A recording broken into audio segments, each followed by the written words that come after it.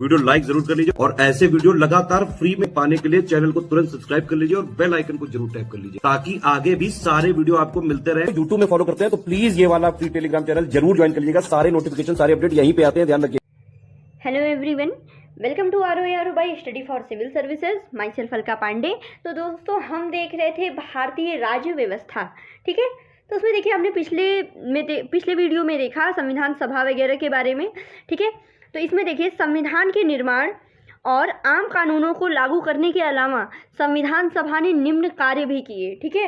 ये काफ़ी ज़्यादा इंपॉर्टेंट है, ये तो बिल्कुल एग्जाम में बिल्कुल ऐसे ही उठा के पूछ देगा, आपको बिल्कुल इसको रट जाना है। तो सबसे पहले इसने मई 1949 में राष्ट्रमंडल में भारत की सदस्यता का सत्यापन किया। राष्ट्रमंडल में भारत की सदस्यता का सत्यापन मई 1949। फिर 22 जुलाई 1947 को राष्ट्रीय ध्वज को अपनाया। राष्ट्रीय ध्वज 22 जुलाई 1947।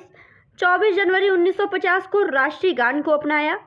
फिर 24 जनवरी 1950 को राष्ट्रीय गीत को अपनाया और साथ ही साथ 24 जनवरी 1950 को ही डॉक्टर राजेंद्र प्रसाद को भारत के पहले राष्ट्रपति के रूप में चुना, ठीक है। तो बिल्कुल रट जाना है। देखिए, 3 तो बिल्कुल इजी हो गया कि 24 जनवरी 1950 वाला अपने गणतंत्र दिवस के 2 दिन पहले। 24 जनवरी को क्या है, 3 चीज़ें हैं। एक तो राजेंद्र प्रसाद आपके अध्यक्ष बन गए और राष्ट्रीय गीत और राष्ट्रीय गान को अपनाया गया। फिर 22 जुलाई वाला, 22 जुलाई 1947 को राष्ट्रीय ध्वज को अपनाया, ठीक है। 22 जुलाई 1947 राष्ट्रीय ध्वज और मई 1949 में राष्ट्रमंडल में भारत की सदस्यता का सत्यापन, ठीक। आगे बढ़ते हैं। संविधान सभा में कुल महिलाओं की सदस्यता 15 थी, ठीक है। सदस्यों की संख्या, महिला सदस्यों की, ये 15 थी। उनका नाम देख लीजिए: विजय लक्ष्मी पंडित, राजकुमारी अमृत कौर, सरोजनी नायडू, सुचेता कृपलानी, पूर्णिमा बनर्जी, लीला रॉय, जी दुर्गाबाई, हंसा मेहता, कमला चौधरी, रेणुका राय, मालती चौधरी, दक्षयानी वेलायुधन, बेगम एजाज रसूल, एनी मस्करीनी, अम्मू स्वामीनाथन, ठीक है। तो ये संविधान सभा की कुल महिलाएं हैं, इनकी संख्या 15 थी। चलिए अब इसके बारे में कुछ इंपॉर्टेंट महत्वपूर्ण तथ्य देख लेते हैं। तो देखिए, सबसे पहले है कैबिनेट मिशन 1946 द्वारा प्रस्तावित सिफारिशों के अनुसार संविधान सभा के सदस्यों का चुनाव प्रांतीय विधानसभाओं के सदस्यों द्वारा किया जाता था। 13 दिसंबर 1946 को, ठीक है, जवाहरलाल नेहरू द्वारा प्रस्तुत उद्देश्य प्रस्ताव के साथ संविधान सभा की कार्यवाही शुरू हुई। उद्देश्य प्रस्ताव सर्वसम्मति से 22 जनवरी 1947 को पारित किया गया।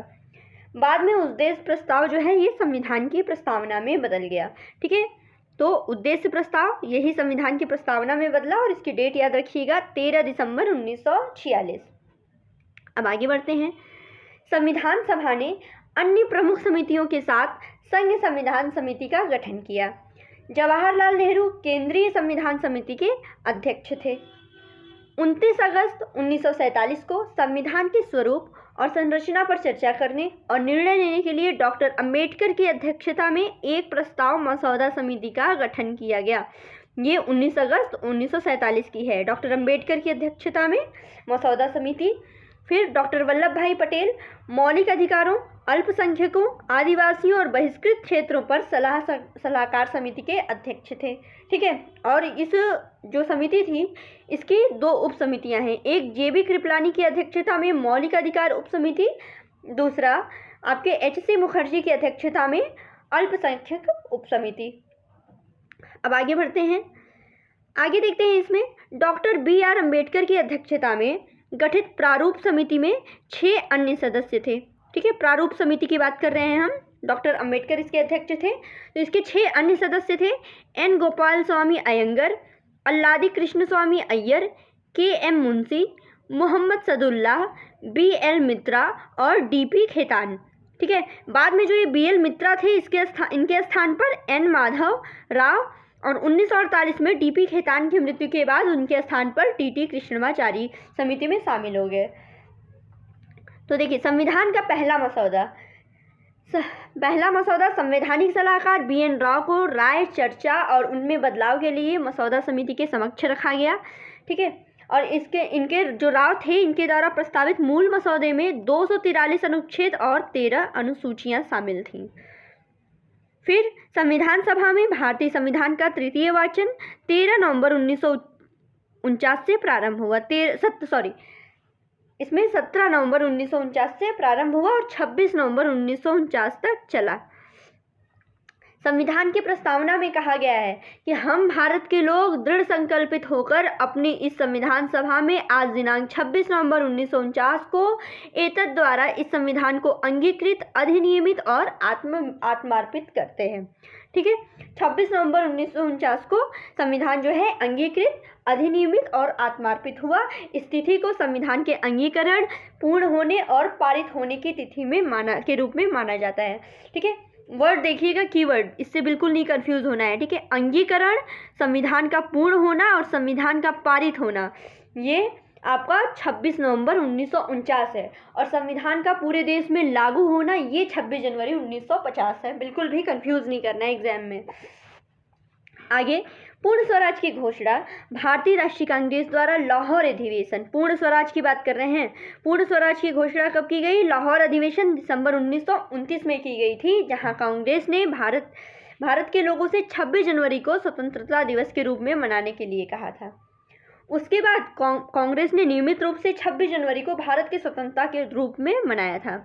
भारत का नया संविधान, जैसा कि भारत की संविधान सभा द्वारा तैयार और अनुमोदित किया गया, इसको 1929 की घोषणा के उपलक्ष्य में 26 जनवरी 1950 को प्रभावी होने के लिए ये अनिवार्य था। क्यों ये डेट चुनी गई थी, जबकि संविधान तो आपका 29 नवंबर 1949 को ही बन चुका था? ये डेट इसीलिए चुनी गई थी क्योंकि लाहौर अधिवेशन जो आपका दिसंबर 1929 में हुआ था, उसमें पूर्ण स्वराज की घोषणा हुई और इन लोगों ने ऐसा बनाया कि हम 26 जनवरी को हमेशा स्वतंत्रता दिवस के रूप में मनाएंगे। ठीक है, ये लोग तब से ऐसे मनाते थे। बाद में संविधान को प्रभावी करने के लिए इन लोगों ने 26 जनवरी 1950 का ये डेट इसको चूज कर ली थी। आगे देखें तो 1946 में हुए प्रारंभिक चुनाव में डॉक्टर अंबेडकर अविभाजित बंगाल के पूर्वी भाग से चुने गए थे। बाद में ये क्षेत्र पाकिस्तान का हिस्सा बन गया। फिर अंबेडकर बॉम्बे प्रेसिडेंट की पुणे सीट से संविधान सभा के सदस्य के रूप में इनको चुना गया था। ठीक है, याद रखिएगा, बॉम्बे प्रेसिडेंसी की पुणे सीट से।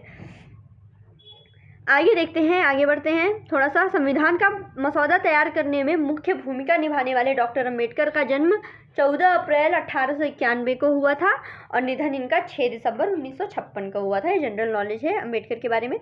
आगे देखते हैं, आगे बढ़ते हैं इसमें।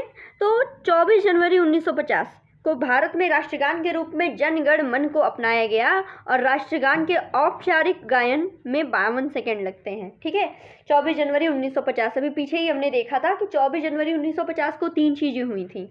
एक तो आपका राष्ट्रगान अपनाया गया, दूसरा राष्ट्रीय गीत और तीसरा डॉक्टर राजेंद्र प्रसाद पहले राष्ट्रपति बने थे। ठीक, अब आगे बढ़ते हैं। राज्य चिन्ह जो सारनाथ वाराणसी में अशोक स्तंभ से लिया गया है, ये भारत सरकार द्वारा 26 जनवरी 1950 को अपनाया गया। अब उसी में आगे लिस्ट में बढ़ा लीजिएगा कि 26 जनवरी 1950 को राज्य चिन्ह ये इसको अपनाया गया। वयस्क मताधिकार पर चर्चा के समय संविधान सभा में मौलाना आज़ाद ने वयस्क मताधिकार को 15 वर्ष के लिए स्थगित करने की गुहार लगाई। ठीक है, लेकिन डॉक्टर राजेंद्र प्रसाद और जवाहरलाल नेहरू ने इसे अपनाने पर पुरजोर समर्थन किया। आगे देखते हैं, तीसरा गोलमेज सम्मेलन। इसके दौरान भारत सरकार अधिनियम 1935 को अंतिम रूप देने के लिए एक योजना प्रस्तुत की गई।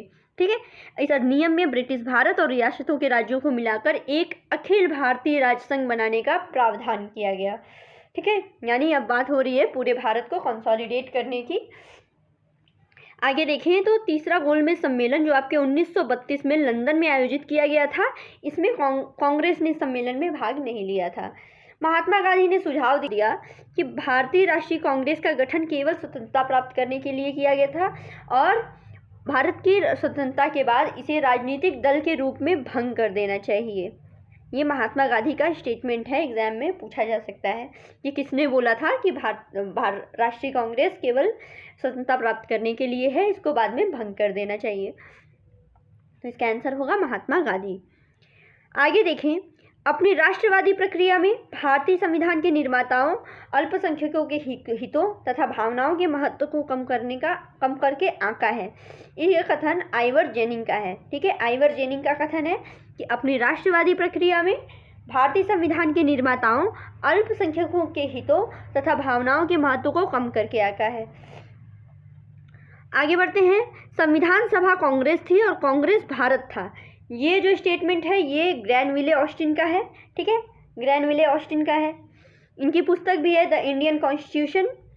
आगे बढ़ते हैं, आगे और देखते हैं।